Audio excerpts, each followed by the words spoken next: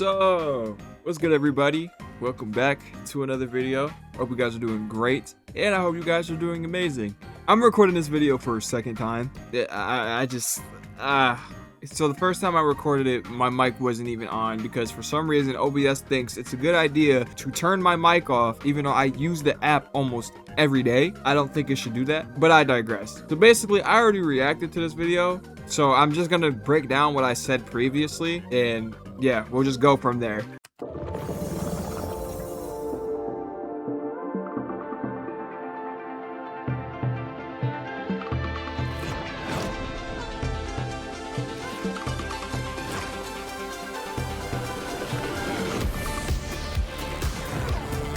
Yeah, I was just saying how fire this skin was too. Like, that skin is fire. Season 9 is called Dragon Rising, and it's one of our most ambitious themes to date. It's inspired by China's ancient past and its cutting-edge future, all brought together in a way that feels distinctly like the finals. 100%. Let's go through some of the key highlights of the season, starting with seasonal content and arenas. You'll see the inspiration of the theme throughout the Battle Pass. That skin is so fire. History, folklore, the Zodiac, legendary figures, and the bold aesthetics of modern China, creating new contestant looks, weapon skins, and like these skins, those skins are fire. Like that battle pass that's coming out is about to slap. That's basically what I was saying. Like, yeah, it's gonna go crazy. Gear that blend heritage with a futuristic edge. To bring the theme fully to life, we've built an entirely new map for our arena, Fangwai City. I was also saying how, like, this map is beautiful, and I just hope it doesn't run like Kyoto, because for some reason, every time I play Kyoto, bro, it is just terrible on my PC, bro. But I think they fixed it. I could be wrong. But yeah, this map is amazing, and I love maps like this. It's our take on a Chinese megacity, combining influences from across the country into one place. In it, you'll find towering skyscrapers, riverfront vistas, lush temples and gardens, and dense urban blocks. It's so beautiful. The map is divided into clear, distinct zones to make navigation easier, especially for new players. Right. With strong visual transitions and solid structures guiding the flow of play. Dragon Rising is our way of celebrating the stories, the scale, and the spirit of China, and bringing that energy into the world of the finals. Next up is something we're incredibly excited about, a brand new core mode for the finals. It's big, it's chaotic, it's directional, and it brings an entirely different rhythm to the game. We call it Point Break. Point Break is an 8 versus 8 mode where two teams... Now, this mode, I was asking if this mode specifically is going to be friendly to newer players, or is Power Shift still basically going to be like the mode to go to when you want to, like, when you're new to the game? So you guys let me know in the comments. That's basically what I was asking. But it's also just an amazing mode to have just because it's something new and fresh. Like an 8v8 defend and attack mode, that's fire. Teams face off in an asymmetric challenge with one team attacking and the other defending, fighting in waves and pushing the front line of the battle forward by fulfilling objectives in phases. This is large-scale, objective-driven action in a casual mode. The front line gets pushed forward across the map when attackers destroy objectives. Defenders dig in, hold the line, and try to shut them down. It's fast, it's messy, it's strategic, and it feels like you're part of a huge battle unfolding around you. This is a mode where you always know where the fight is, where the action is headed, and what your team needs from you. It's competitive without the pressure of smaller modes, and it gives players room to experiment, navigate, and choose how they want to contribute. Expect explosions, momentum shifts, desperate last stands, full team pushes, all of it happening across massive, evolving front lines. This is Point Break, a new way to play the finals, and one of the biggest additions. It's such a cool game mode. Like, it looks so cool. Like, I just like the way that it looks, and it looks very fast-paced.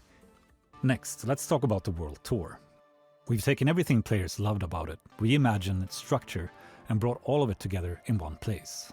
Instead of a distinctive game mode, World Tour now includes all modes and represents your journey as a contestant in a season of the finals. So basically what I was saying about this was, it's pretty much just everything is World Tourified.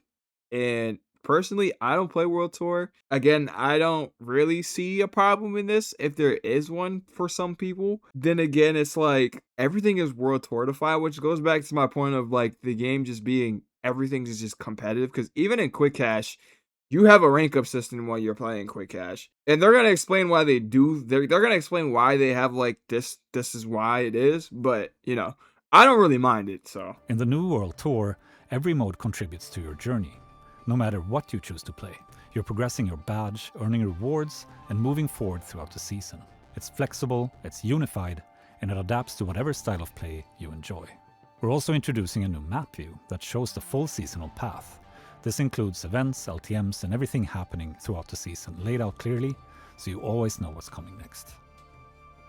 And sponsors have been redesigned as well. You can now sign with any sponsor you like, whenever you like, and change them on the fly. No more being locked in. It's all about giving you freedom, choice, and a reason to mix things up. now this is cool. I like this. The fact that you have more options and more sponsors to choose from is dope. But my only thing with this is I kind of wish like it made it so give you more options to pick a sponsor, but still keep the primary like thing where it's like, all right, well, once you pick the sponsor, you rocking with them for the whole season.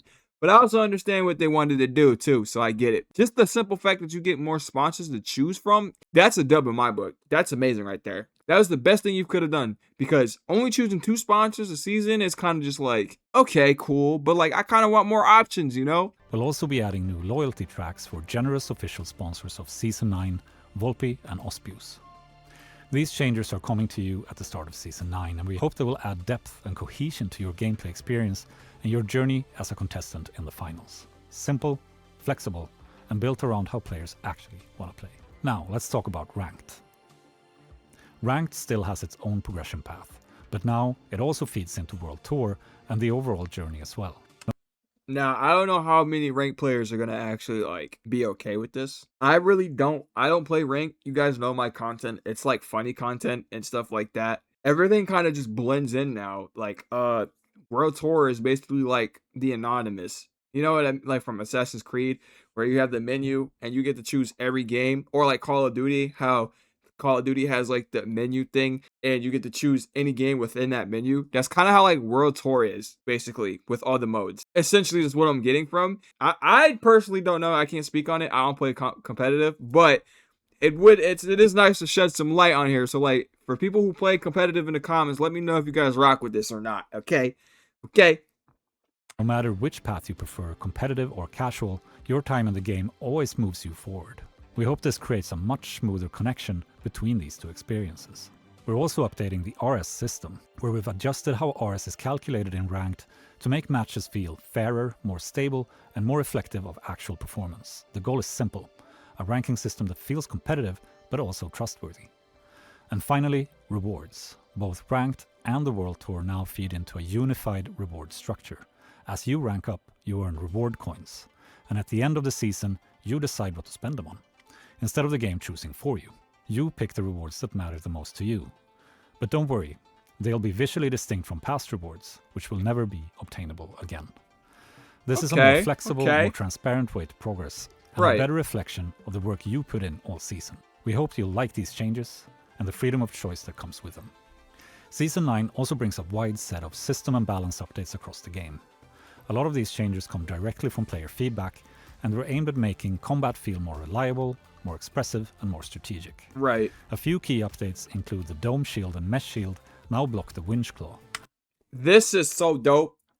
Again, I love this because Winch Claw, I know for people who like put down Dome Shields and stuff like that, they get tired of Winch Claw. Man, Winch Claw was going crazy last season, well, Season 8, so this is a good change. Providing clearer counterplay. We've improved the accuracy of the KS-23, giving it a more similar feel to the BFR Titan. And we've decreased the tactical reload animation of the model to improve its responsiveness, among many other things. That's nice. Thank you. Customization is also getting a boost. You can now randomize your favorite skins, and we've improved previews for stickers, sprays, borders, and player cards. We're also adding customization options to the in-game tablet, letting you make even more of the experience feel like your own. For Cash Out, we're introducing a new system called Double Jeopardy. which adds a fresh layer of strategy to how teams approach objective play.